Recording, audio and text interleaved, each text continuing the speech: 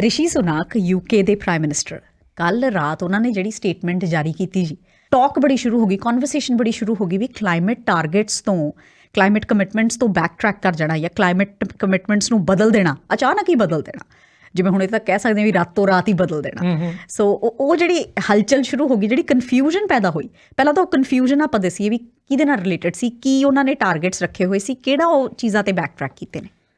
ਦੇਖੋ ਜਸਪ੍ਰੀਤ, ਗੱਲ ਇਹ ਹੈ ਕਿ ਵੀ ਰਿਸ਼ੀ ਸੁਨਕ ਜਦੋਂ ਵੀ ਬਣੇ ਹੈ ਪ੍ਰਾਈਮ ਮਿਨਿਸਟਰ, ਉਦੋਂ ਦਾ ਹੀ ਇੱਕ ਇਕੋਨਮੀ ਦੇ ਵਿੱਚ ਉੱਥੇ ਭੁਚਾਲ ਜਾਇਆ ਹੋਇਆ ਹੈਗਾ। ਇਕੋਨਮੀ ਦੀ ਕੋਈ ਹਾਲਾਤ ਵਧੀਆ ਨਹੀਂ ਗੇ, ਉੱਥੇ ਵੀ ਰੇਟ ਆਫ ਇੰਟਰਸਟ ਦੇ ਚੱਕਰ ਨੇ, ਉੱਥੇ ਵੀ ਇਨਫਲੇਸ਼ਨ ਹੈ, ਸਾਰਾ ਕੁਛ ਹੈ। ਉਹਦੇ ਵਿੱਚ ਜਦੋਂ ਵੀ ਇਨਵਾਇਰਨਮੈਂਟਲ ਕੋਈ ਆਪਾਂ ਇਸ਼ੂ ਲੈਂਦੇ ਹਾਂ ਜਾਂ ਕੁਛ ਕਰਦੇ ਹਾਂ ਜਾਂ ਕੋਈ ਟੈਕਸ ਲਾਉਂਦੇ ਇਨਵਾਇਰਨਮੈਂਟ ਦਾ, ਤਾਂ ਉਹਦੇ ਨਾਲ ਕੀ ਹੈ, ਲੋਕਾਂ ਦਾ ਜਿਹੜਾ ਜਾਂ ਬਿਜ਼ਨਸ ਵਾਲੇ ਨੇ ਜਾਂ ਜਿਹੜੇ ਕੋਈ ਇੰਡਸਟਰੀਲਿਸਟ ਨੇ, ਉਹ ਉਹਦੇ ਉੱਤੇ ਕਹਿੰਦੇ ਵੀ ਨਹੀਂ ਲੱਗਣਾ ਚਾਹੀਦਾ ਕਿਉਂਕਿ ਇਕੋਨਮੀ ਦੇ ਹਾਲਾਤ ਮਾੜੇ ਨੇ। ਸੋ ਰਿਸ਼ੀ ਸੁਨਕ ਉਦੋਂ ਦੇ ਹੀ ਇਹ ਕਰ ਰਹੇ ਨੇ ਵੀ ਇਨਵਾਇਰਨਮੈਂਟ ਬਾਰੇ ਉਹਨਾਂ ਦਾ ਕੋਈ ਖਿਆਲ ਘੱਟ ਹੈ, ਉਸ ਪਾਸੇ ਵੱਲੋਂ ਠੀਕ ਹੈ। ਇੰਟਰਨੈਸ਼ਨਲ ਮੁਆਹਦੇ ਕੀਤੇ ਹੋਏ ਨੇ, ਉਹਨਾਂ ਨੂੰ ਪੂਰਾ ਕਰਨਾ ਹੈਗਾ। ਦੇਖੋ ਪਿਛਲੇ ਵਾਰੀ ਜਦੋਂ ਟਰਕੀ ਦੇ ਵਿੱਚ ਹੋਈ ਹੈ COP ਦੀ ਮੀਟਿੰਗ, ਉਹਦੇ ਵਿੱਚ ਕੀ ਸੀ, ਉਹਨਾਂ ਨੇ ਆਪਣੇ ਜਿਹੜੇ ਕਿੰਗ ਚਾਰਲਸ ਨੇ ਉਹਨਾਂ ਨੂੰ ਜਾਣ ਨਹੀਂ ਦਿੱਤਾ, ਰੋਕਤਾ ਸੀਗਾ ਵੀ ਜਾਣਾ ਨਹੀਂ। ਹੁਣ ਕੀ ਹੈ, ਹੁਣ ਇਹਨਾਂ ਨੇ ਜਿਹੜੀ ਕਨਫਿਊਜ਼ਨ ਕੀ ਹੋਈ ਹੈ, ਇੱਕ ਪਲਾਨ ਕਰ ਰਹੇ ਸੀ ਪ੍ਰੈਸ ਕਾਨਫਰੰਸ, ਅੱਛਾ ਜੀ, ਜਿਹਦੇ ਵਿੱਚ ਇਹਨਾਂ ਨੇ ਅਨਾਊਂਸਮੈਂਟ ਕਰਨੀ ਸੀ ਵੀ ਅਸੀਂ ਕਿਹੜੇ ਜਿਹੜੇ ਟਾਰਗੇਟ ਹੈ, ਜਿਹੜੀਆਂ ਡੇਟਸ ਹੈ, ਉਹਨਾਂ ਨੂੰ ਅੱਗੇ ਕਰ ਰਹੇ ਹਾਂ, ਡੈਡਲਾਈਨਸ ਨੂੰ ਅਸੀਂ ਅੱਗੇ ਕਰ ਰਹੇ ਹਾਂ। ਠੀਕ ਆ। ਉਹ ਮੀਟਿੰਗ ਹੋਣੀ ਸੀਗੀ ਤਕਰੀਬਨ 3 ਦਿਨਾਂ ਬਾਅਦ, ਪ੍ਰੈਸ ਕਾਨਫਰੰਸ 3 ਦਿਨਾਂ ਬਾਅਦ ਹੋਣੀ ਸੀ। ਠੀਕ ਹੈ ਜੀ। ਉਹ ਲੀਕ ਹੋ ਗਿਆ ਡਾਕੂਮੈਂਟ। ਉਹ ਡਾਕੂਮੈਂਟ ਲੀਕ ਹੋ ਕੇ ਜਦੋਂ ਬਾਹਰ ਚਲਾ ਗਿਆ, ਪ੍ਰੈਸ ਦੇ ਵਿੱਚ ਚਲਾ ਗਿਆ, ਤਾਂ ਰੌਲਾ ਪੈ ਗਿਆ ਇਹਦੇ ਉੱਤੇ। ਇਹਨਾਂ ਦੀ ਆਪਣੀ ਪਾਰਟੀ ਦੇ ਕੁਝ ਲੋਕਾਂ ਨੇ ਕਿਹਾ ਵੀ ਨਹੀਂ, ਇਹ ਗਲਤ ਹੈ। ਤਾਂ ਉਹਨਾਂ ਨੇ ਕਿਹਾ ਵੀ ਜੋ ਮਰਜ਼ੀ ਰੌਲਾ ਪੈ ਗਿਆ, ਚਾਹੇ ਲੀਕ ਹੋ ਗਿਆ ਹੈਗਾ, ਮੈਂ ਆਪਣੇ ਜਿਹੜੇ ਕੰਮ ਹੈ ਇਹ ਕਰਨੇ ਆ ਕਿਉਂਕਿ ਮੈਂ ਇਕੋਨਮੀ ਦਾ ਖਿਆਲ ਰੱਖਣਾ। ਤਾਂ ਉਹਨਾਂ ਨੇ ਆਪਣੀ ਜਿਹੜੀ ਪ੍ਰੈਸ ਕਾਨਫਰੰਸ ਹੈ 48 ਘੰਟੇ ਅੱਗੇ ਕਰ ਲਈ। ਠੀਕ ਹੈ। ਹੁਣ ਥੋੜ੍ਹਾ ਚਿਰ ਪਹਿਲਾਂ ਉਹਨਾਂ ਨੇ ਪ੍ਰੈਸ ਕਾਨਫਰੰਸ ਕਰਤੀ ਹੈ। ਅੱਛਾ ਜੀ। ਪ੍ਰੈਸ ਕਾਨਫਰੰਸ ਕਰਕੇ ਉਹਨਾਂ ਨੇ ਜਿਹੜੇ ਮੇਜਰ ਅਨਾਊਂਸ ਕਰਨੇ ਸੀਗੇ ਵੀ ਅਸੀਂ ਇਹ ਕਰ ਰਹੇ ਹਾਂ, ਅਸੀਂ ਟਾਰਗੇਟ ਇਹ ਚੇਂਜ ਕਰ ਰਹੇ ਹਾਂ, ਡੈਡਲਾਈਨਸ ਚੇਂਜ ਕਰ ਰਹੇ ਹਾਂ, ਉਹ ਸਾਰੀਆਂ ਉਹਨਾਂ ਨੇ ਕਰਤੀਆਂ। ਕਨਫਿਊਜ਼ਨ ਇਹ ਸੀ ਵੀ ਕੀ ਲੀਕ ਹੋਣ ਤੋਂ ਬਾਅਦ ਉਹ ਪ੍ਰੈਸ ਕਾਨਫਰੰਸ ਕਰਨਗੇ ਕਿ ਨਹੀਂ ਕਰਨਗੇ, ਕਿਉਂਕਿ ਪ੍ਰੈਸ਼ਰ ਬਹੁਤ ਬਿਲਡ ਹੋ ਗਿਆ ਸੀ ਵੀ ਇਹ ਨਹੀਂ ਕਰਨਾ ਚਾਹੀਦਾ। ਜਿਹੜੇ ਇਨਵਾਇਰਨਮੈਂਟਲ ਗਰੁੱਪਸ ਨੇ, ਗ੍ਰੀਨ ਗਰੁੱਪਸ ਨੇ, ਉਹਨਾਂ ਨੇ ਬਹੁਤ ਰੌਲਾ ਪਾਇਆ ਸੀ, ਔਰ ਇਹਨਾਂ ਦੀ ਪਾਰਟੀ ਦੇ ਅੰਦਰ ਵੀ ਥੋੜ੍ਹਾ ਜਿਹਾ ਰੌਲਾ ਪਿਆ ਸੀਗਾ। ਔਰ ਇਹਦੇ ਨਾਲ ਹੀ ਜਿਹੜੇ ਇਨਵਾਇਰਨਮੈਂਟਲ ਆਰਗੇਨਾਈਜੇਸ਼ਨਸ ਨੇ ਜਾਂ ਹੋਰ ਕੋਈ ਇੰਟਰਨੈਸ਼ਨਲ ਆਰਗੇਨਾਈਜੇਸ਼ਨਸ ਨੇ, ਉਹਨਾਂ ਨੇ ਵੀ ਕਿਹਾ ਵੀ ਤੁਸੀਂ ਪੈਰਿਸ ਐਗਰੀਮੈਂਟ ਆ ਜਿਹੜੀ ਇਹਦੀ ਉਲੰਘਣਾ ਕਰ ਰਹੇ ਹੋ। ਸੋ ਰੌਲਾ ਤਾਂ ਬਹੁਤ ਪਿਆ ਸੀ, ਪਰ ਉਹਨਾਂ ਨੇ ਪ੍ਰੈਸ ਕਾਨਫਰੰਸ ਕਰਕੇ ਆਪਣੇ ਮੇਜਰਸ ਅਨਾਊਂਸ ਕਰਤੇ ਹੈਗੇ। ਸੋ ਉਹਨਾਂ ਨੇ ਰੌਲੇ ਦਾ ਜਿਹੜਾ ਪ੍ਰਭਾਵ ਹੈ ਉਹ ਕੋਈ ਕਬੂਲ ਨਹੀਂ ਕੀਤਾ ਗਾ। ਅੱਛਾ ਸਰ, ਇੱਕ ਇਹਨਾਂ ਨੇ ਜਿਹੜੀ ਸਟੇਟਮੈਂਟ ਰਿਲੀਜ਼ ਕੀਤੀ, ਉਹਦੇ ਵਿੱਚ ਇਹਨਾਂ ਨੇ ਇਹ ਵੀ ਕਿਹਾ, ਜਿਹੜੇ ਰਿਸ਼ੀ ਸੁਨਾਕ ਵੱਲੋਂ ਜੋ ਕੁਛ ਇਹ ਫੈਸਲਾ ਲਿਆ ਗਿਆ ਵਾ, ਜਿਹੜੇ ਲੋਕ ਇਹਨੂੰ ਸਪੋਰਟ ਕਰ ਰਹੇ ਨੇ, ਉਹਨਾਂ ਦਾ ਇਹ ਕਹਿਣਾ ਵੀ ਜਿਹੜੇ ਟਾਰਗੇਟਸ ਰੱਖੇ ਹੋਏ ਸੀ ਇਹ ਪ੍ਰੈਕਟੀਕਲੀ ਫੀਜ਼ੀਬਲ ਨਹੀਂ ਹੈਗੇ, ਆਮ ਲੋਕਾਂ ਵਾਸਤੇ ਪ੍ਰੈਕਟੀਕਲੀ ਫੀਜ਼ੀਬਲ ਨਹੀਂ ਹੈਗੀਆਂ ਇਹ ਚੀਜ਼ਾਂ। ਹੁਣ ਇਲੈਕਟ੍ਰਿਕ ਵਹੀਕਲ ਦੀ ਗੱਲ ਕਰ ਲਈਏ, ਜੇ ਗੈਸ ਵਾਲੀਆਂ ਗੱਡੀਆਂ ਜਾਂ ਡੀਜ਼ਲ ਵਾਲੀਆਂ ਗੱਡੀਆਂ ਖਤਮ ਕਰਨ ਦੀ ਗੱਲ ਕਰ ਲਈਏ, ਵੀ ਸਾਰੀਆਂ ਇਲੈਕਟ੍ਰਿਕ ਵਹੀਕਲਸ ਹੋ ਜਾਣਗੀਆਂ। ਅਫੋਰਡੇਬਿਲਿਟੀ ਦਾ ਮੁੱਦਾ ਖੜਾ ਹੋ ਜਾਂਦਾ ਹੈ, ਲੋਕ ਨਹੀਂ ਅਫੋਰਡ ਕਰ ਸਕਦੇ ਉਹ। ਜਾਂ ਤੁਸੀਂ ਹੀਟਿੰਗ ਸਿਸਟਮ ਦੇ ਵਿੱਚ ਚੇਂਜਸ ਦੀ ਗੱਲ ਕਰ ਲਓ, ਵੀ ਘਰ ਦਾ ਹੀਟਿੰਗ ਸਿਸਟਮ ਪੂਰੇ ਦਾ ਪੂਰਾ ਚੇਂਜ ਕਰਨਾ, ਉਹਨੂੰ ਇਨਵਾਇਰਮੈਂਟਲੀ ਫਰੈਂਡਲੀ ਕਰ ਦੇਣਾ ਹੀਟਿੰਗ ਸਿਸਟਮ ਨੂੰ, ਹਰ ਬੰਦਾ ਇਹ ਨਹੀਂ ਅਫੋਰਡ ਕਰ ਸਕਦਾ। ਇਹਨਾਂ ਦਾ ਇਹੀ ਕਹਿਣਾ ਵੀ ਮੈਂ ਤਾਂ ਪ੍ਰੈਕਟੀਕਲ ਫੀਜ਼ੀਬਿਲਿਟੀ ਦੇਖ ਰਿਹਾ, ਮੈਂ ਤਾਂ ਆਮ ਲੋਕਾਂ ਦੀ ਰੀਅਲਿਸਟਿਕਲੀ ਜਿਹੜੇ ਕਲਾਈਮੇਟ ਟਾਰਗੇਟਸ ਅਚੀਵ ਕੀਤੇ ਜਾ ਸਕਦੇ ਆ, ਮੈਂ ਉਹ ਸੈਟ ਕਰ ਰਿਹਾ। ਜਿਹੜੀ ਅਨਰੀਅਲਿਸਟਿਕ ਚੀਜ਼ਾਂ ਨੇ ਮੈਂ ਉਹਨਾਂ ਨੂੰ ਫੇਜ਼ ਆਊਟ ਕਰ ਰਿਹਾ ਵਾ। That is what he says. So details ਦੱਸੋ ਜੀ, ਇਹਨਾਂ ਨੇ ਕੀ ਅਨਾਊਂਸ ਕੀਤਾ ਅੱਜ? ਦੇਖੋ, ਇਹਨਾਂ ਨੇ ਜਿਹੜਾ ਅਨਾਊਂਸ ਕੀਤਾ ਹੈਗਾ, ਇੱਕ ਤਾਂ ਇਹ ਕੀਤਾ ਹੈਗਾ ਵੀ ਜਿਹੜੇ petrol and diesel cars the sale ਹੈ ਜਿਹੜੀ, ਉਹ 2030 ਤੱਕ ਹੋਣੀ ਸੀ ਪਹਿਲਾਂ। ਹੁਣ ਉਹ ਕਹਿੰਦੇ ਨਹੀਂ, ਅਸੀਂ 5 ਸਾਲ ਹੋਰ 2035 ਤੱਕ ਇਹਦੀ ਜਿਹੜੀ ਸੇਲ ਹੈ ਜਿਹੜੀ ਡੀਜ਼ਲ ਐਂਡ ਪੈਟਰੋਲ ਕਾਰਾਂ ਦੀ, ਇਹ ਚੱਲਦੀ ਰਹਿਣੀ ਹੈ। ਇਹਦੇ ਨਾਲ ਹੀ ਉਹਨਾਂ ਨੇ ਕਿਹਾ ਗੈਸ ਬੋਇਲਰਸ ਸੀ ਜਿਹੜੇ ਘਰਾਂ ਦੇ ਵਿੱਚ ਲੱਗੇ ਹੋਏ ਸੀਗੇ, ਵੀ ਅਸੀਂ 100% ਹੈ ਜਿਹੜੇ 2030 ਤੱਕ ਕਰ ਦੇਣੇ ਆ। ਇੱਕ ਤਾਂ ਉਹਨਾਂ ਨੇ ਉਹ ਕਰਤਾ ਵੀ ਹੁਣ 100% ਨਹੀਂ, 80% ਕਰਾਂਗੇ, 20% ਫੈਮਲੀਜ਼ ਨੂੰ 20% ਨੂੰ ਛੋਟ ਦੇ ਦੇਣੀ ਹੈ। ਦੂਸਰਾ ਇਹ ਹੈਗਾ ਵੀ 2035 ਕਰਤਾ, 2030 ਤੋਂ ਅੱਗੇ ਕਰਕੇ 2035 ਕਰਤਾ। ਇਹਦੇ ਨਾਲ ਹੀ ਉਹਨਾਂ ਨੇ ਕਿਹਾ ਜਿਹੜੇ ਆਫ ਗ੍ਰਿਡ ਆਇਲ ਬੋਇਲਰਸ ਨੇ ਇਹ 2026 'ਚ ਖਤਮ ਕਰ ਦੇਣੇ ਸੀ, ਉਹ ਵੀ ਉਹਨਾਂ ਨੇ ਵਧਾ ਕੇ 2035 ਕਰਤਾ ਹੈ। ਉਹ ਕਹਿੰਦੇ ਵੀ ਕੋਈ ਅਸੀਂ ਨਵਾਂ ਐਨਰਜੀ ਐਫੀਸ਼ੀਐਂਸੀ ਰੂਲ ਹੈ ਜਿਹੜਾ ਇੰਪਲੀਮੈਂਟ ਨਹੀਂ ਕਰਾਂਗੇ ਹੋਮ ਓਨਰਸ 'ਤੇ। ਨਾਲ ਹੀ ਉਹਨਾਂ ਨੇ ਇਹ ਕਿਹਾ ਹੈਗਾ ਵੀ ਜਿਹੜਾ ਅਸੀਂ ਕੋਈ ਵੀ ਫਲਾਈਂਗ ਹੈ ਜਿਹੜੀ ਇਹਨੂੰ ਡਿਸਕਰੇਜ ਕਰਨਾ ਸੀ, ਵੀ ਫਲਾਈਂਗ ਡਿਸਕਰੇਜ ਨਹੀਂ ਕਰਾਂਗੇ। ਇਹਦੇ ਨਾਲ ਹੀ ਉਹਨਾਂ ਨੇ ਕਿਹਾ ਵੀ ਕੋਈ ਕਾਰ ਪੂਲਿੰਗ ਦੀ ਨਵੀਂ ਪਾਲਿਸੀ ਨਹੀਂ ਲੈ ਕੇ ਆਵਾਂਗੇ। ਨਾਲ ਹੀ ਉਹਨਾਂ ਨੇ ਕਿਹਾ ਵੀ ਜਿਹੜਾ ਰੀਸਾਈਕਲਿੰਗ ਦੀਆਂ ਸਕੀਮਸ ਨੇ ਉਹਨਾਂ ਨੂੰ ਅਸੀਂ ਰੀਥਿੰਕ ਕਰਾਂਗੇ। ਸੋ ਇਹ ਚੀਜ਼ਾਂ ਉਹਨਾਂ ਨੇ ਅਨਾਊਂਸ ਕੀਤੀਆਂ ਹੈਗੀਆਂ, ਜਿਹੜੀਆਂ ਮੇਰਾ ਖਿਆਲ ਵੀ ਕਾਫੀ ਵੱਡੀਆਂ, ਛੋਟੀਆਂ ਨਹੀਂ, ਜਿਹੜੀ ਇਨਵਾਇਰਨਮੈਂਟ ਲਈ ਨਾ ਕਾਫੀ ਵੱਡੀਆਂ ਇਹ ਚੀਜ਼ਾਂ। ਹੁਣ ਇਹਦੀ ਗੱਲ ਹੈ ਜਿਹੜੀ ਇਹਦੇ 'ਤੇ ਰਿਐਕਸ਼ਨ ਵੀ ਹੋਏ ਨੇ ਦੋਨੋਂ ਪਾਸਿਆਂ ਤੋਂ। ਰਿਐਕਸ਼ਨ এনवायरमेंट ਗਰੁੱਪਸ ਦੀ ਆਪਾਂ ਗੱਲ ਕਰ ਲਈ ਵੀ ਉਹਨਾਂ ਨੇ ਰਿਐਕਟ ਕੀਤਾ ਹੈ। ਹੁਣ ਇਹਦੇ ਨਾਲ ਇੰਡਸਟਰੀ ਵੀ 2 ਭਾਗਾਂ ਦੇ ਵਿੱਚ ਵੰਡੀ ਗਈ ਹੈ। ਅੱਛਾ ਜੀ। ਇੱਕ ਇੰਡਸਟਰੀ ਜਿਨ੍ਹਾਂ ਨੇ ਇਨਵੈਸਟਮੈਂਟ ਕਰ ਲਈ ਸੀ, ਅਸੀਂ ਕਾਰ ਲੈ ਕੇ ਆਵਾਂਗੇ, ਦੂਸਰੀ ਜਿਹੜੀ ਪੈਟਰੋਲ ਕਾਰ ਨਹੀਂ, ਡੀਜ਼ਲ ਕਾਰ ਨਹੀਂ, ਇਲੈਕਟ੍ਰਿਕ ਕਾਰ ਨੇ। ਹੁਣ ਤੁਸੀਂ ਉਹਨਾਂ ਨੂੰ ਇਹ ਸੀ ਵੀ 2030 ਤੱਕ ਸਾਡਾ ਕੰਪੀਟੀਸ਼ਨ ਹੈ ਡੀਜ਼ਲ ਅਤੇ ਪੈਟਰੋਲ ਕਾਰਾਂ ਨਾਲ ਖਤਮ ਹੋ ਜਾਣਾ ਹੈ। ਹੁਣ ਉਹ ਕਾਰ ਕੰਪੀਟੀਸ਼ਨ ਹੈ ਜਿਹੜਾ ਕੰਟੀਨਿਊ 5 ਸਾਲ ਹੋਰ 5 ਸਾਲ ਹੋਰ ਹੋਊਗਾ। ਉਹ ਕਹਿੰਦੇ ਵੀ ਪਾਲਿਸੀ ਦੇ ਵਿੱਚ ਸਟੇਬਿਲਿਟੀ ਨਹੀਂ ਗੀ, ਅਨਸਰਟਨਟੀ ਬਹੁਤ ਆ ਗਈ ਹੈ। ਕੁਛ ਨੇ ਵੈਲਕਮ ਵੀ ਕੀਤਾ ਹੈਗਾ। ਹੁਣ ਇਹਨਾਂ ਦੇ ਜਿਹੜੇ ਆਪਣੇ ਹੀ ਹੈਗੇ ਸੈਕਟਰੀ ਨੇ ਸਵੈਲਾ ਬਰੇਵਰਮੈਨ, ਉਹਨਾਂ ਨੇ ਵੀ ਕਿਹਾ ਵੀ ਨਹੀਂ ਇਹ ਕਰਨਾ ਨਹੀਂ ਚਾਹੀਦਾ, ਅਸੀਂ ਗਲਤ ਕੀਤਾ ਹੈਗਾ। ਅੱਛਾ, ਸਵੈਲਾ ਉਹ ਅਗੇਂਸਟ ਬੋਲੇ ਹੈਗੇ। ਓਕੇ। ਇਹਦੇ ਨਾਲ ਵੀ ਕਈ ਹੁਣ ਇਹਨਾਂ ਨੇ ਕਿਹਾ ਵੀ ਜਿਹੜੀ ਤੁਸੀਂ ਕਹਿੰਦੇ ਉਹ ਅਸੀਂ ਟਾਰਗੇਟ ਅਨਰੀਅਲਿਸਟਿਕ ਅਤੇ ਪੁਨੀਟਿਵ ਨਹੀਂ ਰੱਖਦੇ, ਵੀ ਇਹ ਪੁਨੀਟਿਵ ਹੈ। ਤੁਸੀਂ ਕਿਸੇ ਨੂੰ ਕਹਿ ਰਹੇ ਵੀ ਆਹ ਚੇਂਜ ਕਰ ਲਓ, ਉਹਨੇ $10,000 $20,000 ਜਾਂ 30,000 ਪਾਉਂਡ ਲਾਉਣਾ ਹੈ। ਇਹ ਐਗਜ਼ਾਮਪਲ ਦਿੱਤੀ ਉਹਨਾਂ ਨੇ। ਵੈਸੇ ਇੱਕਦਮ ਕਿਵੇਂ ਕਹਿ ਦਈਏ ਅਚੀਵੇਬਲ ਨਹੀਂ ਹੈ ਸਰ, ਪ੍ਰੈਕਟੀਕਲੀ ਅਚੀਵੇਬਲ ਨਹੀਂ, ਪੋਸੀਬਲ ਨਹੀਂ ਹੈ, ਫੀਜ਼ੀਬਲ ਨਹੀਂ ਹੈ। ਜਸਪ੍ਰੀਤ ਗੱਲ ਇਹ ਹੈ ਕਿ ਵੀ ਜਦੋਂ ਤੁਸੀਂ ਪਾਲਿਸੀ ਬਣਾਈ ਸੀ, ਟਾਰਗੇਟ ਫਿਕਸ ਕੀਤੇ ਹੈ, ਕੀ ਉਦੋਂ ਡਿਊ ਡਿਲੀਜੈਂਸ ਨਹੀਂ ਵਰਤਿਆ? ਉਦੋਂ ਪ੍ਰੈਕਟੀਕਲ ਫੀਜ਼ੀਬਿਲਿਟੀ ਨਹੀਂ ਦੇਖੀ ਗਈ। ਹੁਣ ਤੁਸੀਂ ਕੱਲ੍ਹ ਨੂੰ ਇਹ ਵੀ ਕਹਿ ਸਕਦੇ ਹੋ ਵੀ 2035 ਦੇ ਵਿੱਚ ਵੀ ਪ੍ਰੈਕਟੀਕਲੀ ਇਹ ਫੀਜ਼ੀਬਲ ਨਹੀਂ ਗਾ। ਦੂਸਰੇ ਪਾਸੇ ਜਿਹੜੇ এনवायरमेंटਲ ਸਾਇੰਟਿਸਟ ਹੈ ਖਾਸ ਕਰਕੇ, ਉਹ ਕਹਿ ਰਹੇ ਵੀ ਸਾਡੇ ਕੋਲ ਸਮਾਂ ਬਹੁਤਾ ਜ਼ਿਆਦਾ ਨਹੀਂ ਗਾ ਕੈਟਾਸਟ੍ਰੋਫੀ ਲਈ, ਬਹੁਤ ਭਿਆਨਕ ਸਿੱਟੇ ਨਿਕਲ ਸਕਦੇ ਆ। ਸੋ ਇਹ ਹੁਣ ਜਿਹੜਾ ਅੱਗੇ ਕਰਨਾ ਹੈਗਾ, ਇਹ ਮੈਨੂੰ ਇਹ ਲੱਗਦਾ ਹੈਗਾ ਵੀ ਇਹਨਾਂ ਨੂੰ ਥੋੜ੍ਹਾ ਜਿਹਾ ਹਾਲਤ ਹੋਰ ਇਹਦੇ ਉੱਪਰ ਵਿਚਾਰ ਕਰਨਾ ਚਾਹੀਦਾ ਸੀਗਾ। ਕੀਤਾ ਜਾ ਸਕਦਾ, ਕੋਈ ਗੱਲ ਨਹੀਂ, ਕਿਉਂਕਿ ਕ੍ਰਾਈਸਿਸ ਸਿਚੁਏਸ਼ਨ ਹੈ ਇਕੋਨਮੀ ਦੇ ਵਿੱਚ। ਪਰ ਮੈਨੂੰ ਇਹ ਲੱਗਦਾ ਬਹੁਤਾ ਵਿਚਾਰ ਨਹੀਂ ਕੀਤਾ ਗਿਆ ਵੀ ਕਿਹੜੀ ਚੀਜ਼ ਕਰਨੀ ਹੈ, ਕਿਹੜੀ ਨਹੀਂ ਕਰਨੀ, ਕਿਵੇਂ ਕਰਨੀ ਹੈ, ਜਾਂ ਫੇਜ਼ ਆਊਟ ਕਰਨ ਦੀਆਂ ਜਿਹੜੇ ਸਟੇਜਸ ਵੀ ਬਣ ਸਕਦੀਆਂ। ਕੋਈ ਜ਼ਰੂਰਤ ਤਾਂ ਨਹੀਂ ਵੀ ਅਸੀਂ ਡੇਟ ਹੀ ਦੇਣੀ ਹੈ, ਤੁਸੀਂ 10% ਇਸ ਸਾਲ ਕਰ ਦੇਣੀ ਹੈ, 20% ਇਸ ਸਾਲ ਕਰ ਦੇਣੀ ਹੈ, 30% ਇਸ ਸਾਲ ਕਰ ਦੇਣੀ ਹੈ। ਉਹ ਜਿਹੜਾ ਫੇਜ਼ ਆਊਟ ਕੀਤਾ ਜਾ ਸਕਦਾ ਹੈਗਾ। ਪਰ ਮੇਰਾ ਖਿਆਲ ਵੀ ਜਿਹੜਾ ਇੱਕਦਮ ਆਇਆ ਹੈਗਾ, ਇਹ ਜਿਹੜੇ ਆਇਲ ਲੌਬੀ ਹੈ, ਇਹਦਾ ਪ੍ਰੈਸ਼ਰ ਵਧਿਆ ਲੱਗਦਾ ਮੈਨੂੰ। ਜਿਹੜੀ ਗੱਲ ਹੈ ਇਹਦੇ ਵਿੱਚ, ਆਇਲ ਲੌਬੀ ਬਹੁਤ ਡੋਮੀਨੇਟ ਕਰਦੀ ਹੈ, ਇਹਦਾ ਪ੍ਰੈਸ਼ਰ ਵਧਿਆ ਹੋਣਾ ਹੈਗਾ। ਸੋ ਉਹਨਾਂ ਨੇ 5 ਸਾਲ ਆਪਣੇ ਲਈ ਹੋਰ ਲੈ ਲਏ ਨੇ। ਸਰ ਇੰਟਰਨੈਸ਼ਨਲ ਐਗਰੀਮੈਂਟਸ ਬਹੁਤ ਹੁੰਦੇ ਨੇ, ਖਾਸ ਕਰਕੇ ਕਲਾਈਮੇਟ ਚੇਂਜ ਨੂੰ ਲੈ ਕੇ ਮੁਲਕਾਂ ਦੇ ਇੰਟਰਨੈਸ਼ਨਲ ਐਗਰੀਮੈਂਟਸ ਹੁੰਦੇ ਨੇ, ਇੰਟਰਨੈਸ਼ਨਲ ਸਮਿਟਸ ਹੁੰਦੀਆਂ ਨੇ। ਸੋ ਇਹ ਯੂਕੇ ਵੱਲੋਂ ਕੋਈ ਇੰਟਰਨੈਸ਼ਨਲ ਐਗਰੀਮੈਂਟ ਦੀ ਉਲੰਘਣਾ ਕੀਤੀ ਗਈ ਹੈ ਕਿ ਨਹੀਂ? ਨਹੀਂ ਜਸਪ੍ਰੀਤ, ਗਲੋਬਲ ਐਗਰੀਮੈਂਟ ਨੂੰ ਨਹੀਂ ਕਿਸੇ ਨੂੰ ਵੀ ਵਾਇਲੇਟ ਕੀਤਾ ਗਾ। ਜੇ ਆਪਾਂ ਕਹੀਏ ਵੀ ਕਿਸੇ ਐਗਰੀਮੈਂਟ ਦੀ ਕੋਈ ਜਿਹੜੀ ਕਲੌਜ਼ ਆ ਉਹਨੂੰ ਇਹਨਾਂ ਨੇ ਵਾਇਲੇਟ ਕੀਤਾ ਹੈਗਾ, ਕਿਉਂਕਿ ਦੇਖੋ ਕੁਆਟੋ ਪ੍ਰੋਟੋਕੋਲ ਆ ਜਿਹੜਾ ਉਹ ਆਲਮੋਸਟ ਐਂਡ ਹੋ ਚੁੱਕਿਆ ਹੈਗਾ। ਉਹਦੀਆਂ ਕਲਾਜ਼ਸ ਹੈ ਅਮਰੀਕਾ ਨੇ ਜਾਂ ਹੋਰ ਕਈ ਦੇਸ਼ਾਂ ਨੇ ਸਾਈਨ ਨਹੀਂ ਕੀਤਾ ਸੀਗਾ ਕੁਆਟੋ ਪ੍ਰੋਟੋਕੋਲ ਵੀ। ਹੁਣ ਜਿਹੜਾ ਪੈਰਿਸ ਐਗਰੀਮੈਂਟ 2015 ਦੇ ਵਿੱਚ ਹੋਇਆ, ਜਿਹਦੀ ਕੰਟੀਨਿਊਟੀ ਦੇ ਵਿੱਚ ਸਾਰੀਆਂ ਗੱਲਾਂ ਚੱਲ ਰਹੀਆਂ ਹੈ, ਉਹ ਤਾਂ ਵਲੰਟਰੀ ਹੈ। ਵਲੰਟਰਲੀ ਤੁਸੀਂ ਇੰਨੇ ਕਮਿਟ ਕਰਨਾ ਹੈ ਵੀ ਅਸੀਂ ਇੰਨੇ ਜਿਹੜੇ ਕਾਰਬਨ ਐਮਿਸ਼ਨਸ ਨੇ ਜਾਂ ਗ੍ਰੀਨ ਹਾਊਸ ਗੈਸ ਐਮਿਸ਼ਨਸ ਨੇ ਘਟਾ ਦੇਣੇ ਨੇ। ਜਿਵੇਂ ਚਾਈਨਾ ਨੇ ਕਿਹਾ ਹੈਗਾ ਵੀ ਅਸੀਂ 2030 ਤੱਕ 24% ਘਟਾ ਦੇਣੇ ਨੇ।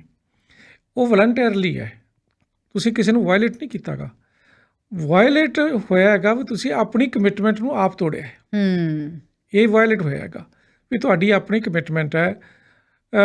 ਜਿਹੜਾ ਯੂਕੇ ਹੈ ਜਾਂ ਖਾਸ ਕਰਕੇ ਡਿਵੈਲਪਡ ਮੁਲਕ ਹੈ, G7 ਹੈ, ਇਹ ਬਹੁਤ ਵੋਕਲ ਰਹੇ ਨੇ ਆਪ ਬਾਕੀ ਦੇਸ਼ਾਂ ਲਈ ਕਲਾਈਮੇਟ ਚੇਂਜ ਨੂੰ ਲੈ ਕੇ, ਵੀ ਚਾਈਨਾ ਨੂੰ ਇਹ ਕਰਨਾ ਚਾਹੀਦਾ ਹੈ, ਇੰਡੀਆ ਨੂੰ ਇਹ ਕਰਨਾ ਚਾਹੀਦਾ ਹੈ। ਇੱਥੇ ਜਿਹੜੇ GHG ਐਮਿਸ਼ਨਸ ਵੱਧ ਰਹੇ ਨੇ, ਉਹਨਾਂ ਲੋਕਾਂ ਨੂੰ ਜੇ ਤੁਸੀਂ ਕ੍ਰਿਟੀਸਾਈਜ਼ ਕੀਤਾ ਹੈਗਾ ਵੀ ਉਹ ਟਾਰਗੇਟ ਨਹੀਂ ਪੂਰੇ ਕਰ ਰਹੇ, ਚਾਈਨਾ ਐਨਵਾਇਰਨਮੈਂਟਲ ਜਿਹੜਾ ਡੈਮੇਜ ਕਰ ਰਿਹਾ ਹੈਗਾ, ਪਰ ਤੁਸੀਂ ਆਪ ਉਹੀ ਚੀਜ਼ ਬਾਰੇ ਕਰ ਰਹੇ ਹੋ। ਆਪਣੇ ਜਿਹੜੇ ਤੁਸੀਂ ਵਾਅਦੇ ਕੀਤੇ ਸੀ, ਉਹਨਾਂ ਵਾਅਦਿਆਂ ਤੋਂ ਮੁੱਕਰ ਕੇ ਉਸ ਨੂੰ ਅੱਗੇ ਲੈ ਕੇ ਜਾ ਰਹੇ ਹੋ। ਸੋ ਉਹਦੇ ਨਾਲ ਤੁਹਾਡੀ ਜਿਹੜੀ ਮੋਰਲ ਅਥਾਰਟੀ ਆ ਉਹ ਵੀਕ ਹੋ ਜਾਂਦੀ ਹੈ। ਮੋਰਲ ਅਥਾਰਟੀ ਤੁਸੀਂ ਚਾਈਨਾ ਨੂੰ ਨਹੀਂ ਹੁਣ ਕਹਿ ਸਕਦੇ ਕਿ ਤੁਸੀਂ ਇਹ ਕਰੋ, ਜਾਂ ਹੋਰ ਕਿਸੇ ਕੰਟਰੀ ਨੂੰ, ਇੰਡੀਆ ਨੂੰ ਜਾਂ ਕਿਸੇ ਹੋਰ ਦੇਸ਼ ਨੂੰ ਜਿਹੜੇ ਡਿਵੈਲਪਡ ਮੁਲਕ ਹੈ, ਉਹ ਤਾਂ ਪਹਿਲੇ ਹੀ ਰੌਲਾ ਪਾ ਰਹੇ ਹੈ ਵੀ ਜਿਹੜਾ ਐਨਵਾਇਰਨਮੈਂਟ ਦੇ ਵਿੱਚ GHG ਐਮਿਸ਼ਨਸ ਕੀ ਨੇ ਨਾ, ਜਾਂ ਕਾਰਬਨ ਐਮਿਸ਼ਨਸ ਨੇ ਜਿਹੜੇ, ਇਹ ਅਕਮੂਲੇਟ ਹੋਏ ਨੇ ਓਵਰ ਦਾ ਈਅਰਸ। 270 ਸਾਲਾਂ ਦੇ ਅਕਮੂਲੇਸ਼ਨ ਹੈ ਹੁਣ ਇਹ, ਜੇ ਆਪਾਂ ਦੇਖੀਏ ਇੰਡਸਟਰੀਅਲ ਰੈਵੋਲੂਸ਼ਨ ਤੋਂ ਬਾਅਦ ਦੀ। ਉਹ ਦੇਸ਼ ਕਹਿੰਦੇ ਵੀ ਜਿਹੜੇ ਅਕਮੂਲੇਸ਼ਨ 'ਤੇ ਇਕੱਠਾ ਹੋਇਆ ਹੈ, ਇਹਦੇ 'ਚ ਜਿਹੜੇ ਇਕੱਠੇ ਹੋਏ ਹੁਣ ਤੱਕ ਇਹਨਾਂ 'ਚ ਤਾਂ ਤੁਹਾਡਾ ਹਿੱਸਾ ਜ਼ਿਆਦਾ ਹੈ, ਸਾਡਾ ਤਾਂ ਘੱਟ ਹੈ। ਅਸੀਂ ਹੁਣ ਡਿਵੈਲਪ ਕਰ ਰਹੇ ਹਾਂ, ਅਸੀਂ ਤਾਂ ਹੁਣ ਆਪਣੇ ਨਵੇਂ ਰਿਲੀਜ਼ ਕਰ ਰਹੇ ਹਾਂ। ਸੋ ਤੁਸੀਂ ਜਿਹੜੇ ਪਹਿਲਾਂ ਕੀਤੇ ਆ ਉਹਨਾਂ ਦਾ ਖਮਿਆਜ਼ਾ ਵੀ ਤੁਸੀਂ ਭੁਗਤੋ, ਕੋਈ ਸਾਨੂੰ ਪੈਸੇ ਦਿਓ। ਅਸੀਂ ਤਾਂ ਹੁਣ ਕਰ ਰਹੇ ਹਾਂ, ਸਾਡੀ ਡਿਵੈਲਪਮੈਂਟ ਰੁਕ ਸਕਦੀ ਹੈ। ਜਦੋਂ ਉਹਨਾਂ ਨੂੰ ਇਹ ਕਹਿ ਰਹੇ ਨੇ ਵੀ ਡਿਵੈਲਪਮੈਂਟ ਤੁਸੀਂ ਘੱਟ ਕਰ ਲਓ ਬੇਸ਼ੱਕ ਦੀ, ਪਰ ਐਨਵਾਇਰਨਮੈਂਟ ਦਾ ਖਿਆਲ ਰੱਖੋ, ਤਾਂ ਹੁਣ ਆਪਣੇ ਕੀ ਕਹਿ ਰਹੇ ਨੇ? ਜਿਹੜੀ ਮੈਂ ਜੇ ਤੁਹਾਨੂੰ ਗੱਲ ਦੱਸਾਂ ਵੀ ਇਹਨਾਂ ਦੇ ਆਪਣਾ ਬਿਆਨ ਕੀ ਆ ਰਿਹਾ ਹੈ, ਉਹ ਬਿਆਨ ਇਹ ਆ ਰਿਹਾ ਹੈਗਾ, we are not going to save the planet by bankrupting the British people. ਹੁਣ ਤੁਸੀਂ ਫਿਰ ਦੂਜਿਆਂ ਨੂੰ ਕੀ ਕਹੋਗੇ? ਹੁਣ ਕੱਲ ਨੂੰ ਚਾਈਨੀਜ਼ ਵੀ ਕਹਿ ਸਕਦੇ ਨੇ ਹਾਂ ਵੀ ਅਸੀਂ ਦੁਨੀਆ ਨੂੰ ਬਚਾਉਣ ਲਈ ਚਾਈਨੀਜ਼ ਨੂੰ ਕਿਉਂ ਬੈਂਕਰਪਟ ਕਰੀਏ। ਸੋ ਇਹ ਜਿਹੜੀ ਮੋਰਲ ਅਥਾਰਟੀ ਹੈ ਉਹ ਜਿਹੜਾ ਦੇਖੋ ਯੂਕੇ ਦਾ ਬੜਾ ਵੱਡਾ ਨਾਂ ਹੈ ਗਲੋਬਲ ਅਫੇਅਰਸ ਦੇ ਵਿੱਚ, ਕਿਸੇ ਵੇਲੇ ਤਾਂ ਡੋਮੀਨੇਟ ਕਰਦਾ ਸੀਗਾ, ਹੁਣ ਅਮਰੀਕਾ ਆ ਗਿਆ ਚਲੋ, ਪਰ ਤੁਸੀਂ ਮੋਰਲ ਅਥਾਰਟੀ ਹੈ ਜਿਹੜੀ ਉਹ ਲੂਜ਼ ਕਰ ਜਾਂਦੇ ਹੋ ਆਪਣੇ, ਵੀ ਅਸੀਂ ਕਿਵੇਂ ਇਹਨੂੰ ਰੋਕ ਸਕਦੇ ਹਾਂ? ਸਰ ਮੋਰਲ ਅਥਾਰਟੀ ਕਰਕੇ ਹੀ ਤਾਂ ਐਕਟ ਕਰ ਰਹੇ ਨੇ। ਦੇਖਿਆ ਜਾਵੇ ਤਾਂ ਜਿਹੜੀ ਕੰਜ਼ਰਵੇਟਿਵ ਵਿਚਾਰਧਾਰਾ ਹੈ ਉਹ ਤਾਂ ਮੰਨਦੇ ਹੀ ਨਹੀਂ ਵੀ ਕਲਾਈਮੇਟ ਚੇਂਜ ਇਜ਼ ਰੀਅਲ। ਉਹ ਪਹਿਲਾਂ ਤਾਂ ਇਸ ਪੁਆਇੰਟ 'ਤੇ ਹੀ ਨਹੀਂ ਆ ਰਹੇ ਸੀ ਵੀ ਕਲਾਈਮੇਟ ਚੇਂਜ ਇਜ਼ ਰੀਅਲ। ਹੁਣ ਹੌਲੀ ਹੌਲੀ with time, over the span of time, over the period of time ਉਹ ਇਸ ਗੱਲ 'ਤੇ ਆਏ ਨੇ ਵੀ yes climate change is real, yes ਇਹਦੇ ਵਾਸਤੇ ਕੁਛ ਕਰਨਾ ਚਾਹੀਦਾ। ਹੁਣ ਕਰਨ ਨੂੰ ਜੇ ਸਹਿਮਤ ਹੋਏ ਨੇ ਤਾਂ ਜੋ ਟਾਰਗੇਟਸ ਰੱਖੇ ਫਿਰ ਉਹਨਾਂ ਤੋਂ ਬੈਕ ਟਰੈਕ ਹੋ ਰਹੇ ਨੇ ਵੀ ਨਹੀਂ ਹੁਣ ਇਹ ਟਾਰਗੇਟ ਅਚੀਵੇਬਲ ਨਹੀਂ ਲੱਗ ਰਹੇ ਸਾਨੂੰ, ਇਹ ਫੀਜ਼ੀਬਲ ਨਹੀਂ ਲੱਗ ਰਹੇ ਸਾਨੂੰ। So obviously this is a concern, it is concerning. Jaspreet ਨਾ 1960 ਤੋਂ ਬਾਅਦ ਇੱਕ ਇਕਨੋਮਿਕਸ ਦੇ ਵਿੱਚ ਇੱਕ ਨਵਾਂ ਫੀਲਡ ਆਇਆ ਸੀ ਜਿਹਨੂੰ ਅਸੀਂ ਇਨਵਾਇਰਨਮੈਂਟਲ ਇਕਨੋਮਿਕਸ ਕਹਿੰਦੇ ਹਾਂ। ਅੱਛਾ ਜੀ। ਇਨਵਾਇਰਨਮੈਂਟਲ ਇਕਨੋਮਿਕਸ ਦੇ ਵਿੱਚ ਜਿਹੜੀ ਮੁੱਖ ਮੁੱਦਾ ਕੀ ਹੈ ਵੀ ਕਿਉਂ ਇਹ ਸਬਜੈਕਟ ਆਇਆ? ਇਹ ਸਬਜੈਕਟ ਦੇ ਵਿੱਚ ਇਹ ਸੀ ਵੀ ਪਹਿਲਾਂ ਸ਼ੁਰੂ ਕੀ ਹੁੰਦਾ ਹੈ ਵੀ ਅਸੀਂ ਜਦੋਂ ਡਿਵੈਲਪਮੈਂਟ ਕਰਦੇ ਹਾਂ ਅਸੀਂ ਇਨਵਾਇਰਨਮੈਂਟ ਨੂੰ ਖਰਾਬ ਕਰਦੇ ਹਾਂ। ਪਹਿਲਾਂ ਅਸੀਂ ਸਟੱਡੀ ਕਰਦੇ ਹਾਂ ਵੀ ਡਿਵੈਲਪਮੈਂਟ ਦੇ ਇਨਵਾਇਰਨਮੈਂਟ ਉੱਪਰ ਕੀ ਅਸਰ ਪੈਂਦੇ ਨੇ, ਪਰ ਫਿਰ ਕੀ ਹੈ ਜਦੋਂ ਇਨਵਾਇਰਨਮੈਂਟ ਖਰਾਬ ਹੋ ਜਾਂਦਾ ਫਿਰ ਅਸੀਂ ਇਹ ਵੀ ਸਟੱਡੀ ਕਰਨਾ ਸ਼ੁਰੂ ਕਰਦੇ ਨਾਲ ਵੀ ਆਪਣੇ ਇਨਵਾਇਰਨਮੈਂਟ ਦੇ ਡਿਵੈਲਪਮੈਂਟ ਉੱਪਰ ਕੀ ਅਸਰ ਪੈਂਦੇ ਨੇ ਕਿਉਂਕਿ ਜਦੋਂ ਇਨਵਾਇਰਨਮੈਂਟ ਖਰਾਬ ਹੋ ਜਾਂਦਾ ਫਿਰ ਉਹ ਡਿਵੈਲਪਮੈਂਟ ਨੂੰ ਵੀ ਰੋਕਣ ਲੱਗ ਜਾਂਦਾ। ਜਿਵੇਂ ਮੈਂ ਐਗਜ਼ਾਮਪਲ ਦੇਵਾਂ, ਜੇ ਪੰਜਾਬ ਦਾ ਪਾਣੀ ਮੁੱਕ ਜਾਂਦਾ ਜਾਂ ਪੋਲਿਊਟ ਹੋ ਜਾਂਦਾ ਤਾਂ ਐਗਰੀਕਲਚਰ ਡਿਵੈਲਪਮੈਂਟ ਨਹੀਂ ਹੋਣੀ ਜੀ। ਬਿਲਕੁਲ ਬੜੀ ਵੱਡੀ ਐਗਜ਼ਾਮਪਲ ਹੈ। ਸੋ ਇਹ ਜਦੋਂ ਹਾਲਾਤ ਨੇ ਸਾਡੇ ਸਾਹਮਣੇ ਹੋਏ ਵੀ ਨੇ ਤਾਂ ਇਹਦੇ ਵਿੱਚ ਜਿਹੜੇ ਸਾਇੰਟਿਸਟ ਹੈ, ਪਹਿਲੀ ਗੱਲ ਤਾਂ ਇਹ ਮੈਂ ਕਹਿੰਦਾ ਸਾਇੰਟੀਫਿਕ ਕਮਿਊਨਿਟੀ ਦੇ ਵਿੱਚ ਬਹੁਤ ਚੀਜ਼ਾਂ 'ਤੇ ਡਿਫਰੈਂਟ ਆਫ ਓਪੀਨੀਅਨ ਹੁੰਦਾ ਹੈਗਾ, ਡਿਫਰੈਂਸ ਆਫ ਓਪੀਨੀਅਨ ਹੁੰਦਾ ਹੈ। ਜੇ ਕਿਸੇ ਉੱਪਰ ਯੂਨਾਨੀਮਿਟੀ ਹੈ ਤਾਂ ਉਹ ਕਲਾਈਮੇਟ ਚੇਂਜ ਦੇ ਉੱਪਰ ਹੈ। ਕਲਾਈਮੇਟ ਚੇਂਜ ਦੇ ਉੱਪਰ ਬਿਲਕੁਲ ਯੂਨਾਨੀਮਸ ਹੈ ਸਾਇੰਟੀਫਿਕ ਕਮਿਊਨਿਟੀ ਹੈ ਜਿਹੜੀ। ਔਰ ਹੁਣ ਕਿਸੇ ਵੀ ਸਾਇੰਸ ਦੀ ਜਿਹੜੀ ਕੋਈ ਨਵੀਂ ਆਉਣੀ ਹੈ, ਇਨੋਵੇਸ਼ਨ ਹੋਣੀ ਹੈ, ਪਹਿਲਾਂ ਇਹ ਬਾਹਰ ਹੁੰਦੀ ਸੀ ਇਨਵਾਇਰਨਮੈਂਟ ਵੀ ਚੱਲ ਕੋਈ ਗੱਲ ਨਹੀਂ ਇਨਵਾਇਰਨਮੈਂਟ 'ਤੇ ਕਿੰਨਾ ਕੁ ਅਸਰ ਪੈਂਦਾ ਹੈਗਾ। 1960 ਤੋਂ ਬਾਅਦ 'ਚ ਹਰੇਕ ਸਾਇੰਟਿਸਟ ਦੇ ਉੱਪਰ ਇੱਕ ਮੋਰਲ ਬਾਈਂਡਿੰਗ ਇਹ ਹੈ ਵੀ ਤੁਸੀਂ ਜਿਹੜੀ ਵੀ ਇਨੋਵੇਸ਼ਨ ਲੈ ਕੇ ਆਉਣੀ ਹੈ ਕੀ ਉਹਦਾ ਇਨਵਾਇਰਨਮੈਂਟ ਉੱਪਰ ਕੋਈ ਨੈਗੇਟਿਵ ਇਫੈਕਟ ਪੈ ਰਿਹਾ ਕਿ ਨਹੀਂ ਪੈ ਰਿਹਾ ਹੈਗਾ।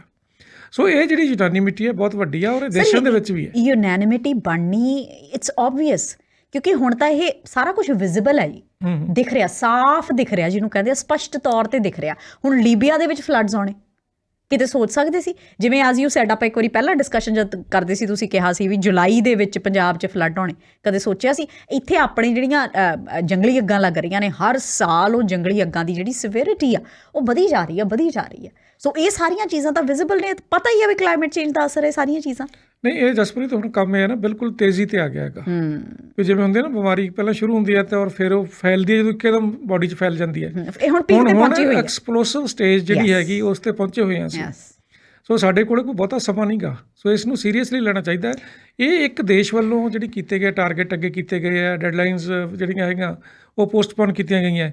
ਇਹ ਮੈਨੂੰ ਇਹ ਲੱਗਦਾ ਵੀ ਕਿਤੇ ਇਹ ਕੰਟੇਜੀਅਸ ਨਾ ਹੋ ਜਾਣਗੀਆਂ ਸਰ, ਹੋਰ ਮੁਲਕ ਫੋਲੋ ਕਰਨਗੇ, ਹੋਰ ਮੁਲਕ ਇਹਨੂੰ ਫੋਲੋ ਕਰਨ ਲੱਗ ਜਾਣ। ਹਾਂ ਹੋ ਸਕਦਾ, ਬਿਲਕੁਲ ਹੋ ਸਕਦਾ। ਜਦੋਂ ਤੁਹਾਡੇ ਕੋਲੇ ਜਿਹੜੇ ਮੇਨ ਜਿਹੜੇ ਕੰਟਰੀ ਸੀ ਜਿਹੜੇ ਇਹਦੀ ਗੱਲ ਕਰਦੇ ਸੀ ਕਿ ਉਹ ਆਪਣੀ ਮੋਰਲ ਅਥਾਰਟੀ ਲੂਜ਼ ਕਰ ਗਏ ਨੇ ਤਾਂ ਕਿਸੇ ਨੂੰ ਅਸੀਂ ਕਹਿਣ ਜੋਗੇ ਨਹੀਂ ਹੈ ਕੁਛ ਵੀ। ਹੁਣ ਪੈਰਿਸ ਐਗਰੀਮੈਂਟ ਹੈ, ਇਹ ਤਾਂ ਇੱਕ ਫੇਥ ਦੇ ਉੱਪਰ ਬਣਿਆ ਹੋਇਆ ਸੀਗਾ। ਸਾਰੇ ਲੋਕਾਂ ਨੇ ਕਿਹਾ ਵੀ ਅਸੀਂ ਇਹ ਕਰਾਂਗੇ, ਬਾਈਂਡਿੰਗ ਨਹੀਂ ਹੈਗਾ ਤੁਹਾਡੀ ਮੋਰਲ ਆਬਲੀਗੇਸ਼ਨ, ਬਾਈਂਡਿੰਗ ਨਹੀਂ ਕਿ ਮੋਰਲ ਆਬਲੀਗੇਸ਼ਨ ਨਹੀਂ ਹੈਗੀ ਹੈ। ਸੋ ਤੁਸੀਂ ਕਿਹਾ ਵੀ ਅਸੀਂ ਕਰਾਂਗੇ, ਪਰ ਤੁਸੀਂ ਉਸ ਤੋਂ ਆਪ ਹੀ ਪਿੱਛੇ ਹਟ ਰਹੇ ਹੋ ਜਿਹੜੇ। ਔਰ ਇਹ ਜਿਹੜੇ ਕਾਰਨ ਦਿੱਤੇ ਗਏ ਆ ਇਹ ਤਾਂ ਜਿਹੜਾ ਮਰਜ਼ੀ ਮੁਲਕ ਦੇ ਸਕਦਾ ਹੈ ਕਿਉਂਕਿ ਦੇਖੋ ਇਕੋਨਮੀ ਤਾਂ ਸਾਰੀ ਵਰਲਡ ਦੀ ਕ੍ਰਾਈਸਿਸ ਦੇ ਵਿੱਚ ਹੈ। ਸਾਰੇ ਦੇਸ਼ਾਂ ਦੇ ਵਿੱਚ ਰੇਟ ਆਫ ਇੰਟਰਸਟ ਵਧਾਉਣੇ ਪੈ ਰਹੇ ਆ, ਇਨਫਲੇਸ਼ਨ ਆ ਰਿਹਾ ਹੈ, ਇਕੋਨਮੀ ਸਟੈਗਨੇਟ ਹੋ ਰਹੀਆਂ ਨੇ। ਉਹ 1970s ਵਾਲੀ ਸਿਚੁਏਸ਼ਨ ਦੁਬਾਰਾ ਬਣ ਰਹੀ ਹੈ। ਉਹ ਤਾਂ ਵਰਲਡ ਵਾਈਡ ਫਿਨੋਮੀਨਾ ਹੈ ਤੇ ਜਿਹੜਾ ਮਰਜ਼ੀ ਦੇ ਸਕਦਾ। ਫਿਰ ਜੇ ਸਾਰੇ ਦੇਸ਼ ਇਸ ਲਾਈਨ ਨੂੰ ਪਕੜ ਲੈਣਗੇ ਤਾਂ ਫਿਰ ਤਾਂ ਕੀ ਹੈ, ਸਾਡੀ ਕਲਾਈਮੇਟ ਦਾ ਜਿਹੜਾ ਐਕਸ਼ਨ ਪਲਾਨ ਹੈ ਉਹ ਬਹੁਤ ਪਿੱਛੇ ਪੈ ਜਾਣੀ ਹੈ। ਸੋ ਮੈਨੂੰ ਲੱਗਦਾ ਹੈ ਕਿ ਵੀ ਜਿਹੜਾ ਰਿਸ਼ੀ ਸੁਨਾਕ ਹੈ ਇਹਨੂੰ ਥੋੜ੍ਹਾ ਜਿਹਾ ਸੋਚ ਲੈਣਾ ਚਾਹੀਦਾ ਸੀ ਇਹਦੇ ਬਾਰੇ। ਤੇ ਪਰ ਨਾਲ ਉਹਨਾਂ ਨੇ ਇੱਕ ਜਿਹੜੀ ਗੱਲ ਹੈਗੀ ਉਹ ਇਹ ਵੀ ਕਹੀ ਹੈ ਵੀ ਅਸੀਂ ਜ਼ੀਰੋ ਕਾਰਬਨ ਹੈ ਜਿਹੜੀ ਉਹ 2050 ਦਾ ਜਿਹੜਾ ਟਾਰਗੇਟ ਹੈ ਉਹਨੂੰ ਅਸੀਂ ਸ਼ਿਫਟ ਨਹੀਂ ਕਰ ਰਹੇ। ਅੱਛਾ, ਉਹ 2050 ਤੱਕ ਅਚੀਵ ਹੋਊਗਾ। 2050 ਤੱਕ ਅਚੀਵ ਕਰਨਾ। ਇਹਦਾ ਮਤਲਬ ਕੀ ਹੈ ਵੀ ਪਹਿਲਾਂ ਤੁਸੀਂ 20 ਸਾਲਾਂ ਦੇ ਵਿੱਚ ਜ਼ੀਰੋ 'ਤੇ ਜਾਣਾ ਸੀਗਾ, 30 ਤੋਂ ਬਾਅਦ 20 ਤੱਕ, ਹੁਣ ਤੁਸੀਂ 15 ਤੱਕ, ਹੁਣ ਤੁਸੀਂ 15 ਜਾਣਾ। ਜੇ ਉਹ ਇੰਨਾ ਅਗਰੈਸਿਵ ਪਾਲਿਸੀ ਤੁਸੀਂ ਕਿਵੇਂ ਲੈ ਕੇ ਆਓਗੇ, ਇਹਦੇ ਬਾਰੇ ਕੋਈ ਜਿਹੜਾ ਰੋਡ ਮੈਪ ਨਹੀਂ ਦਿੱਤਾ ਵੀ ਉਦੋਂ ਅਸੀਂ ਕੀ ਕਰਾਂਗੇ। ਸੋ ਇਹ ਜਿਹੜਾ ਸਾਰਾ ਹੈ ਨਾ ਜਿਹੜਾ ਮੈਨੂੰ ਲੱਗਦਾ ਹੈਗਾ ਵੀ ਰਿਸ਼ੀ ਸੁਨਾਕ ਇੱਕ ਪ੍ਰੈਸ਼ਰ ਦੇ ਵਿੱਚ ਨੇ ਅਤੇ ਉਹਦੇ ਵਿੱਚ ਜਿਹੜਾ ਉਹਨਾਂ ਦੀ ਇਕੋਨਮੀ ਦੀ ਪੋਜੀਸ਼ਨ ਆ ਉਹ ਵੀ ਹੈ ਔਰ ਲੌਬਿੰਗ ਦੀ ਵੀ ਥੋੜ੍ਹੀ ਬਹੁਤੀ ਹੋਊਗੀ। ਉਹ ਪ੍ਰੈਸ਼ਰ ਦੇ ਵਿੱਚ ਆ ਕੇ ਬਾਕੀ ਹੈ 2025 ਦੇ ਵਿੱਚ ਜਨਵਰੀ 'ਚ ਇਲੈਕਸ਼ਨ ਵੀ ਹੈ ਸਰ ਉਹੀ ਹੋ ਜਾਂਦਾ ਨਾ, ਪ੍ਰਾਈਮ ਮਿਨਿਸਟਰ ਕਿਸੇ ਵੀ ਮੁਲਕ ਦਾ, ਚਲੋ ਪ੍ਰਾਈਮ ਮਿਨਿਸਟਰ ਤਾਂ ਉਹ ਹੈਗੇ ਨੇ, they are heading the country, but also they are politicians. So politics ਤੋਂ ਪਰਾਂ ਤਾਂ ਕੁਛ ਹੁੰਦਾ ਨਹੀਂ ਹੈਗਾ। ਜਿਹੜੀਆਂ ਵੀ ਅਨਾਊਂਸਮੈਂਟਸ ਹੁੰਦੀਆਂ ਨੇ ਸਮ ਹਾਊ ਉਹ ਪੋਲੀਟੀਕਲੀ ਮੋਟੀਵੇਟਡ ਤਾਂ ਹੁੰਦੀਆਂ ਹੀ ਨੇ ਜੀ। ਸਰ ਇੱਕ ਸਵਾਲ ਮੈਂ ਤੁਹਾਨੂੰ ਹੋਰ ਪੁੱਛਣਾ ਜੀ, ਚਲੋ ਮੁਲਕ ਕਰਨ, ਸਰਕਾਰਾਂ ਕਰਨ ਕਲਾਈਮੇਟ ਚੇਂਜ ਨੂੰ ਲੈ ਕੇ ਕੁਛ, ਉਹਨਾਂ ਨੂੰ ਤਾਂ ਕਰਨਾ ਹੀ ਚਾਹੀਦਾ, ਉਹ ਵੀ ਕਿਉਂ ਕਰਨ, ਇਹਦਾ ਵੀ ਜਵਾਬ ਦਿਓ, ਹੈ ਨਾ, ਵੀ ਸਰਕਾਰਾਂ ਹੀ ਕਿਉਂ ਕਰਨ। ਇੰਡੀਵਿਜੂਅਲ ਲੈਵਲ 'ਤੇ ਆਮ ਲੋਕ ਜਿਹੜੇ ਹੈਗੇ ਆ ਉਹ ਕੁਛ ਕਰ ਸਕਦੇ ਆ ਕਲਾਈਮੇਟ ਚੇਂਜ ਨੂੰ ਲੈ ਕੇ? ਜਸਪ੍ਰੀਤ, ਜੇ ਤੁਸੀਂ ਮੈਨੂੰ ਇਹ ਪੁੱਛੋ ਸਵਾਲ ਵੀ ਕੈਨੇਡਾ ਦੀ ਡਿਫੈਂਸ ਹੈ ਜਿਹੜੀ ਇੰਡੀਵਿਜੂਅਲ ਕਰ ਲੂਗਾ, ਉਹ ਤਾਂ ਸਰਕਾਰ ਨੇ ਕਰਨੀ ਹੈ, ਕਿਉਂਕਿ ਇਹ ਪਬਲਿਕ ਗੁੱਡ ਹੈ। ਜੇ ਤੁਸੀਂ ਬਾਉਂਡਰੀਜ਼ ਆਪਣੀਆਂ ਸਿਕਿਉਰ ਕਰਨੀਆਂ ਤਾਂ ਸਾਰੇ ਲੋਕਾਂ ਲਈ ਹੋਣੀਆਂ ਨੇ। ਉਹਦੇ 'ਤੇ ਕੋਈ ਬੰਦਾ ਫਰਜ਼ ਕਰੋ ਕਹਦੇ ਵੀ ਮੈਂ ਤਾਂ ਡਿਫੈਂਸ ਲਈ ਪੈਸਾ ਟੈਕਸ ਨਹੀਂ ਦੇਣਾ ਚਾਹੁੰਦਾ, ਉਹ ਨਹੀਂ, ਉਹਨੂੰ ਦੇਣਾ ਪੈਣਾ। ਪਰ ਟੈਕਸ ਤਾਂ ਇੰਡੀਵਿਜੂਅਲ ਦੇ ਰਿਹਾ ਜੀ। ਨਹੀਂ, ਇੰਡੀਵਿਜੂਅਲ ਦੇ ਰਿਹਾ, ਪਰ ਡਿਫੈਂਸ ਤਾਂ ਇਕੱਠੀ ਹੋ ਰਹੀ ਹੈ ਨਾ, ਸਾਰੀ ਸਰਕਾਰ ਕਰ ਰਹੀ ਹੈ। ਇੰਡੀਵਿਜੂਅਲ ਆਪਣੇ ਲੈਵਲ 'ਤੇ ਕੁਛ ਨਹੀਂ ਕਰ ਰਿਹਾ ਡਿਫੈਂਸ ਲਈ। ਹੁਣ ਤੁਸੀਂ ਫਾਇਰ ਸਾਇਰਨ ਹੈ ਸਾਡਾ ਲੱਗਿਆ ਹੋਇਆ ਕਿਤੇ ਵੀ, ਫਾਇਰ ਸਾਇਰਨ ਲਈ ਕੋਈ ਕਹੇ ਵੀ ਮੈਨੂੰ ਤਾਂ ਇਹਦੀ ਲੋੜ ਨਹੀਂ ਗੀ, ਪਰ ਕਿਉਂ ਉਹ ਸਰਕਾਰ ਨੇ ਲਵਾਉਣਾ, ਉਹ ਕਹਿੰਦੇ ਅਸੀਂ ਲਵਾਉਣਾ ਕਿਉਂਕਿ ਇਹਦੇ ਨਾਲ ਸੇਫਟੀ ਹੈ। ਉਹ ਹੁਣ ਬੰਦਾ ਇਹ ਕਹਿ ਸਕਦਾ ਹੈਗਾ ਵੀ ਮੈਨੂੰ ਤਾਂ ਸੇਫਟੀ ਆਪੇ ਮਿਲ ਜੂ ਜੇ ਬਾਕੀ ਦੇ ਰਹੇ ਹੈ। ਫਰੀ ਰਾਈਡਰ ਪ੍ਰੋਬਲਮ ਜਿਹਨੂੰ ਕਹਿੰਦੇ ਆ ਉਹ ਹੈਗੀ ਹੈ। ਇਹਦੇ ਵਿੱਚ ਜਿਹੜਾ ਇਨਵਾਇਰਨਮੈਂਟ ਹੈ ਨਾ, ਇਹ ਪਬਲਿਕ ਗੁੱਡ ਹੈ। ਜਿਹੜੀ ਪਬਲਿਕ ਗੁੱਡ ਹੈ ਇਹਦਾ ਕੋਈ ਓਨਰ ਨਹੀਂ ਹੁੰਦਾ। ਇਹਦਾ ਓਨਰ ਕੀ ਹੈ? ਇਹਦੀ ਓਨਰ ਹੈਗਾ ਸਾਰਾ ਮੁਲਕ, ਦੇਸ਼, ਸਾਰੇ ਦੇਸ਼, ਸਾਰਾ ਮੁਲਕ ਹੈ ਜਿਹੜਾ ਇਹਦਾ ਓਨਰ ਹੈ। ਸੋ ਗਲੋਬਲ ਲੈਵਲ ਦੇ ਉੱਪਰ ਐਕਸ਼ਨ ਪਲਾਨ ਹੋਊਗੀ। ਜਦੋਂ ਗਲੋਬਲ ਐਕਸ਼ਨ ਪਲਾਨ ਬਣਨੀ ਹੈ ਤਾਂ ਉਹਦੇ 'ਚ ਸਰਕਾਰ ਦਾ ਰੋਲ ਬਣਨਾ ਹੀ ਬਣਨਾ ਹੈਗਾ। ਔਰ ਸਰਕਾਰ ਵੀ ਇੰਡੀਵਿਜੂਅਲ ਕਹਿ ਦੂ ਮੈਂ ਤਾਂ ਕੁਛ ਨਹੀਂ ਕਰਨਾ ਗਾ, ਮੈਂ ਤਾਂ ਕਾਰ ਉਹ ਲਊਂਗਾ ਜਿਹੜੇ ਧੂੰਆਂ ਛੱਡਦੀ ਹੈ, ਕਿਉਂਕਿ ਮੇਰੀ ਸੇਵਿੰਗ ਹੁੰਦੀ ਹੈ ਇਹਦੇ ਵਿੱਚ। ਇੰਡੀਵਿਜੂਅਲ ਲਈ ਤਾਂ ਸੇਵਿੰਗ ਹੋ ਸਕਦੀ ਹੈ ਨਾ ਉਹਦੇ ਨਾਲ। ਉਹ ਕਹੋ ਮੇਰੇ ਕੋਲ ਤਾਂ ਪੁਰਾਣੀ ਕਾਰ ਦੀ ਸੇਵਿੰਗ ਹੈ, ਮੈਂ ਤਾਂ ਨਵੀਂ ਕਾਰ ਲੈਣੀ ਨਹੀਂ ਗੀ। ਸੋ ਫਿਰ ਇੱਥੇ ਸਰਕਾਰ ਦੀ ਇਨਫੋਰਸਮੈਂਟ ਆਉਂਦੀ ਹੈਗੀ, ਕਿਉਂਕਿ ਇਹ ਪਬਲਿਕ ਗੁੱਡ ਹੈ। ਪਬਲਿਕ ਗੁੱਡ ਨੂੰ ਇਨਸ਼ੋਰ ਕਰਨਾ ਜਿਹੜਾ ਇਹ ਸਰਕਾਰ ਦਾ ਕੰਮ ਹੈ, ਪਬਲਿਕ ਲਈ ਕੀ ਬੈਨੀਫੀਸ਼ੀਅਲ ਹੈ। ਹੁਣ ਇੱਥੇ ਕਨਫਲਿਕਟ ਵੀ ਕੀ ਹੋਊਗਾ? ਇੰਡੀਵਿਜੂਅਲ ਨੂੰ ਤਾਂ ਐਂ ਲੱਗੂਗਾ ਮੇਰੀ ਸੇਵਿੰਗ ਹੋ ਰਹੀ ਹੈ, ਪਰ ਦੂਜੇ ਪਾਸੇ ਇਨਵਾਇਰਨਮੈਂਟ ਹੈ ਜਿਹੜਾ, ਉਹ ਕਾਮਨ ਗੁੱਡ ਹੈ ਜਿਹੜੀ, ਉਹ ਖਰਾਬ ਹੋ ਰਹੀ ਹੈ। ਅਤੇ ਕਾਮਨ ਗੁੱਡ ਖਰਾਬ ਹੋ ਕੇ ਫਿਰ ਇੰਡੀਵਿਜੂਅਲ 'ਤੇ ਵੀ ਅਸਰ ਪੈਣਾ। ਸੋ ਇਹਦੇ ਵਿੱਚ ਫਿਰ ਸਰਕਾਰ ਦੀ ਜਿਹੜੀ ਜ਼ਿੰਮੇਵਾਰੀ ਬਣ ਜਾਂਦੀ ਹੈ ਵੀ ਸਰਕਾਰ ਹੈ ਜਿਹੜੀ ਐਕਸ਼ਨ ਪਲਾਨ ਤਿਆਰ ਕਰੇ ਅਤੇ ਇਨਫੋਰਸ ਕਰੇ ਉਸਨੂੰ। ਬਿਲਕੁਲ। ਚਲੋ ਇਹ ਫਿਰ ਵੀ ਇੱਕ ਸੁਸਾਇਟੀ ਦੀ ਲੋੜ ਦੀ ਹੈ। ਹੁਣ ਜੇ ਆਪਾਂ ਕਹੀਏ ਜਿਹੜੇ ਪੈਟਸ ਰੱਖੇ ਜਾ ਰਹੇ ਆ, ਉਹਨਾਂ ਲਈ ਕਿੰਨਾ ਫੂਡ ਪ੍ਰੋਡਿਊਸ ਕੀਤਾ ਜਾ ਰਿਹਾ ਹੈਗਾ, ਉਹਦੇ ਵਿੱਚ ਵੀ ਇਹ ਹੈਗਾ। ਫਿਰ ਜਿਹੜੇ ਤੁਹਾਡੇ ਸੋਨਾ ਹੈ, ਐਨੀਥਿੰਗ ਐਂਡ ਐਵਰੀਥਿੰਗ, ਸੋਨਾ ਜਾਂ ਜਿਹੜੀ ਜਾਂ ਚਾਂਦੀ ਹੈ ਜਿਹੜੀ ਧਰਤੀ 'ਚੋਂ ਕੱਢਦੇ ਆ ਜਦੋਂ, ਇਹਦੇ ਬਹੁਤ ਪੋਲਿਊਸ਼ਨ ਨੇ। ਹੁਣ ਵਾਰ ਚੱਲ ਰਹੀ ਹੈ ਯੂਕਰੇਨ 'ਤੇ, ਬੰਬ ਚੱਲ ਰਹੇ ਨੇ ਜਿਹੜੇ, ਕੀ ਉਹਨਾਂ ਨਾਲ ਪੋਲਿਊਸ਼ਨ ਨਹੀਂ ਗਾ? ਬਹੁਤ ਚੀਜ਼ਾਂ ਨਾਲ ਪੋਲਿਊਸ਼ਨ ਤਾਂ ਹੈਗਾ, ਪਰ ਇਹ ਜਿਹੜਾ ਟਾਰਗੇਟ ਹੈਗਾ, ਕਾਰਨ ਦੀ ਗੱਲ ਤਾਂ ਹੁੰਦੀ ਹੈ ਕਿਉਂਕਿ ਬਾਕੀ ਪੋਲਿਊਸ਼ਨ ਹੈ ਜਿਹੜਾ ਨਾ ਜਸਪ੍ਰੀਤ, ਇਹ ਸਪਰੈਡ ਹੋਇਆ ਹੋਇਆ। ਜਿਹੜਾ ਕਾਰਾਂ ਦਾ ਪੋਲਿਊਸ਼ਨ ਹੈ, ਵਹੀਕਲ ਪੋਲਿਊਸ਼ਨ ਨਾ ਜਿਹੜਾ, ਇਹ ਬਹੁਤਾ ਸਿਟੀਜ਼ ਦੇ ਵਿੱਚ ਕੰਸਨਟਰੇਟ ਹੁੰਦਾ ਹੈ, ਕੰਸਨਟਰੇਟਡ।